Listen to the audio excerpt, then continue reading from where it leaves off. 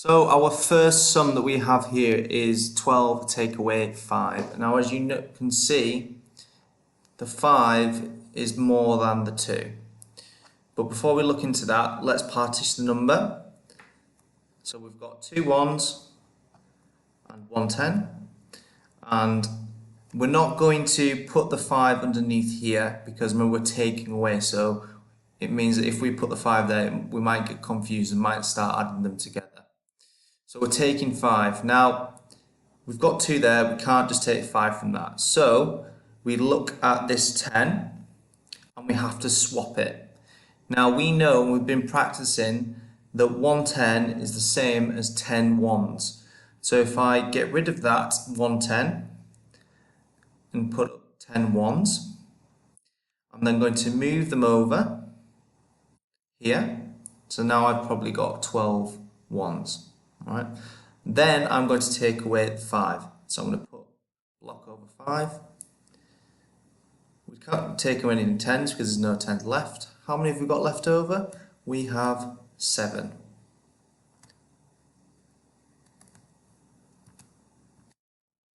So we've got 7 there. So let's have a look at the next one. We have 25 take away 6. Again, the 6 is greater than the 5. So we're going to be borrowing a 10. So let's partition 25 first. So we've got 5 1s and 2 10s. Now remember, this number 6 is greater than number 5. So we're going to borrow this 10. So I'm going to take it out. I'm going to swap it for 10 1s. So I've got 10 1s there. And I'm going to move the 10 1s over there. So then I can take away the 1s properly. So I'm taking away 6. So I'm going to put a big block over the 6. Now, we're not taking away any 10s. Nothing to take away. So what we're left with, we've got 1, 2, 3, 4, 5, 6, 7, 8, 9 1s. And we've got 1 10. 1 10 and 9 1s is 19.